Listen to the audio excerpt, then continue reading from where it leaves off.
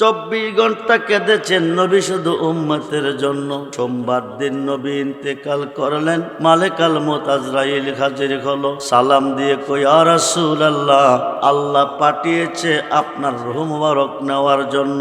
নবী গো, ও মায়ার নবী, আল্লাহ পাঠিয়েছে আপনার রূহ মুবারক নেওয়ার জন্য। তবে এই কথাও বলেছেন, যতদিন, যতকাল, যত বৎসর থাকতে চান থাকতে পারেন।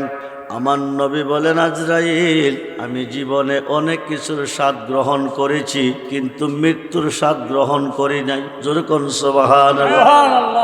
মৃত্যুর যন্ত্রণা আমি গ্রহণ করি নাই। তুমি আমার রূহ মুবারক নিয়ে যাও, তবে যতটুক যন্ত্রণা, যতটুক কষ্ট দেওয়ার প্রয়োজন ততটুক দিয়ে নিতে হবে।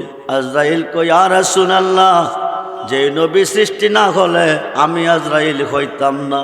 আমি আপনার রূহ মুবারক এত কষ্ট দিয়ে নিতে পারবো না। নবী ডাক দিয়ে কয়, আজরাইল, আমার কথা যদি তুমি না মানো, আমার কথা যদি না শোনো, তো আল্লাহ বেজার হবে।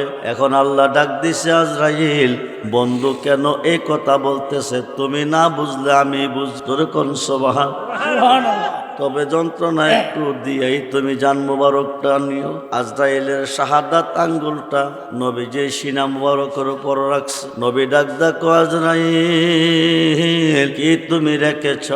আমার শাহাদাত আঙ্গুলটা রেখেছি। নবী ডাক দেখো, আজরাইল, বলো কি? শাহাদাত আঙ্গুলটা তুমি রেখেছ? আমার মন বলতেছে 7টা আসমান চূর্ণ বিচূর্ণ হয়ে আমার বুকের উপর পড়ে গেছে।